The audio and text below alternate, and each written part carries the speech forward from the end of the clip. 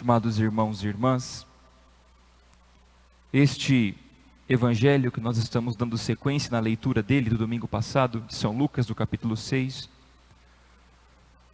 nos mostra uma palavra muito dura de ser ouvida e de ser praticada. Porém, se nós olharmos para esta palavra simplesmente com um olhar moralista, ou seja, eu devo cumprir o que está aqui porque Jesus mandou, então realmente ela se tornará um fardo, impossível de ser carregado. Quando nós olhamos para a primeira leitura do livro de Samuel, que conta a história que Davi teve a oportunidade de matar Saul, seu adversário que o perseguia, enquanto dormia com uma lança, e Davi não o fez, mostra que o coração de Davi era um coração magnânimo, ou seja, um coração grande, que não fez justiça com as próprias mãos, mas esperou o momento certo de Deus a fazer. No tempo de Davi, imperava a lei do talião, olho por olho, dente por dente. Você mata um membro da minha família, eu tenho direito de matar um da sua. Você corta uma mão minha, eu tenho direito de cortar uma mão sua. Porém, nosso Senhor no Evangelho, quando disse estas palavras aos apóstolos: amai os vossos inimigos, rezai por aqueles que vos perseguem e vos caluniam. Nós estamos vendo aqui uma revolução. Porque aqueles apóstolos que muitas vezes quiseram que descesse fogo sobre o céu, do céu para exterminar os pecadores, Pedro que tirou a espada da bainha para cortar a orelha de Malco, nosso Senhor no Evangelho sempre mostrou aos apóstolos que o caminho não era este, do olho por olho e dente por dente. Tanto é que na cruz, São Lucas vai descrever nos últimos capítulos do Evangelho, que nosso Senhor, ao ser pregado na cruz, estava dizendo: Pai, perdoai-lhes porque eles não sabem o que fazem. E assim Santo Estevão, o primeiro mártir, também rezou por aqueles que estavam apedrejando. Santa Maria Gorete, que numa tentativa de ser abusada, teve a sua vida ceifada por um assassino, ela, no leito do hospital, perdoou o seu assassino, que foi para a prisão, cumpriu a pena, e depois de ter cumprido a pena, foi até a mãe dela e pediu perdão pelo que ele fez. E a mãe dela disse: se Gorete lhe perdoou, eu também lhe perdoo, e Deus também te perdoa. E ele estava sentado no banco, junto com a mãe dela, no dia em que ela foi canonizada pela igreja, o assassino.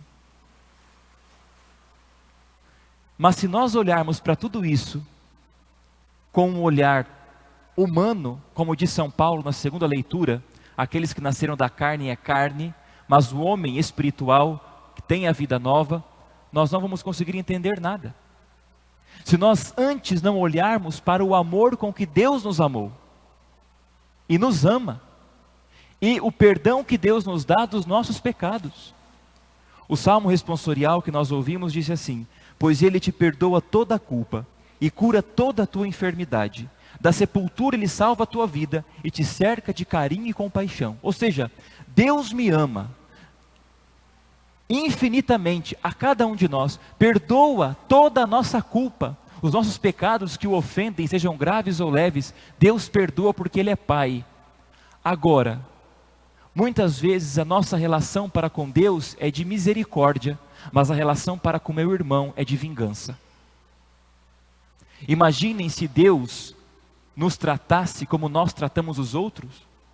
No Pai Nosso nós rezamos: perdoai as nossas ofensas, assim como nós perdoamos a quem nos tem ofendido. Nós impomos uma condição: Deus nos perdoa na medida em que eu perdoo os outros, sejam eles amigos ou inimigos.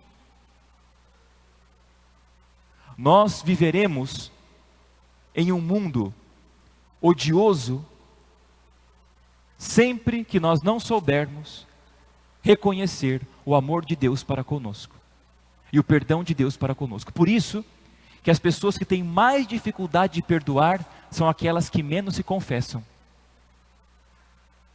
porque elas não fazem a experiência de misericórdia de Deus. Porque se fosse pelos nossos pecados e Deus desse a nós a sua justiça merecedora, nós já estaríamos mortos, nós já estaríamos perdidos, fulminados. Mas porque Deus é misericórdia e é Pai, Ele nos ama e nos perdoa. Agora, Ele espera que também nós perdoemos os inimigos. Ah, padre, mas não, é muito difícil isso aqui, não tem como cumprir isso. Tem, sabe por quê? Porque é libertador. Quando alguém nos persegue, nos faz um mal físico ou moral, nos calunia, nos oprime, não sei, qualquer tipo de perseguição, de ódio do inimigo, a pessoa que nos inflige o mal, ela continua bem.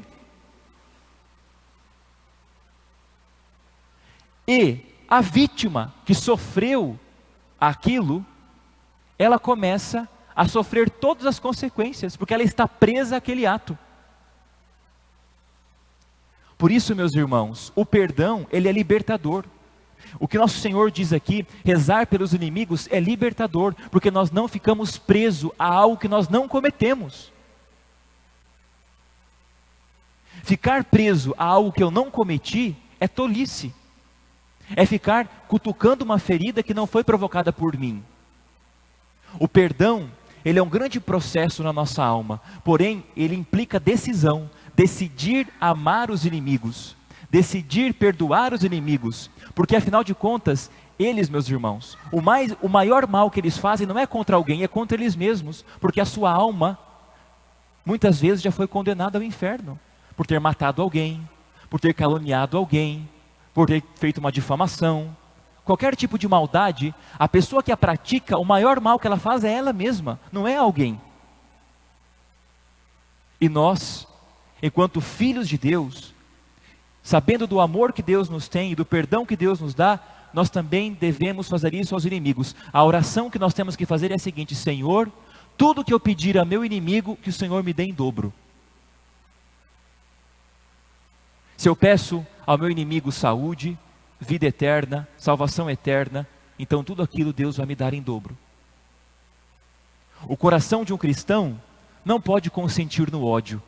Às vezes nós nos revoltamos sim, ficamos com raiva. A raiva é um sentimento. Agora, no momento em que eu pego essa raiva e consinto ela dentro de mim e desejo com ódio do fundo da minha alma a morte, o sofrimento aos perseguidores, aos inimigos, eu estou indo contra o Evangelho.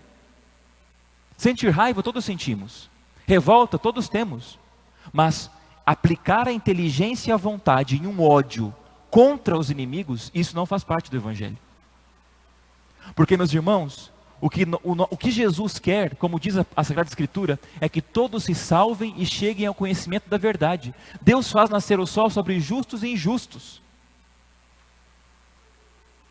E no Evangelho, nosso Senhor justamente diz isso, não é?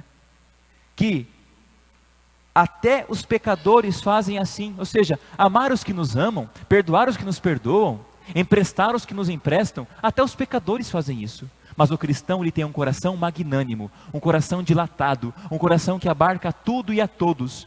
É um coração capaz de sair de si, de se extrapolar. Esse é o coração do cristão.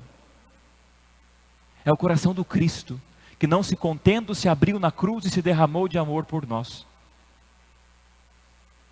O quanto é difícil cumprir esta palavra, é difícil, mas nós precisamos pedir ao Senhor a graça, porque, como Ele diz, se nós fizermos isso, uma boa medida, calcada, sacudida, transbordante, será colocada no vosso colo, porque com a mesma medida com que medirdes os outros, vós também sereis medidos.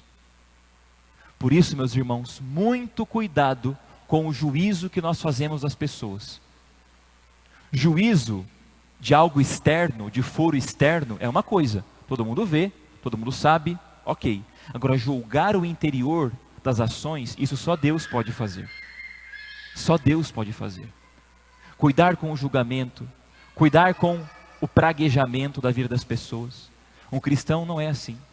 Ele dilata o seu coração e perdoa. Vocês se lembram? São João Paulo II, quando sofreu o tiro, né? Teve o tiro na Praça de São Pedro, foi baleado, foi levado ao hospital, quase morreu. E o que ele fez quando se recuperou? Ele foi até o seu assassino, na prisão, o perdoou. Aquele homem cumpriu a pena, porém aquele homem se converteu. Porque o ódio só gera ódio. Agora, o perdão e o amor trazem conversão e libertação. Isso é rezar pelos inimigos, querer que eles se salvem e cheguem até o céu na eternidade, onde todos nós um dia esperamos estar junto da Virgem Maria. Peçamos a ela, que teve o maior coração magnânimo da Sagrada Escritura como criatura de Deus, que ela nos ensine a amar os nossos inimigos, a rezar pelos que nos perseguem, a emprestar àqueles que não têm nada a nos dar, a termos enfim um coração generoso. Louvado seja nosso Senhor Jesus Cristo. Para sempre seja louvado. Façamos um instante de silêncio para meditarmos essa palavra que acabamos de ouvir.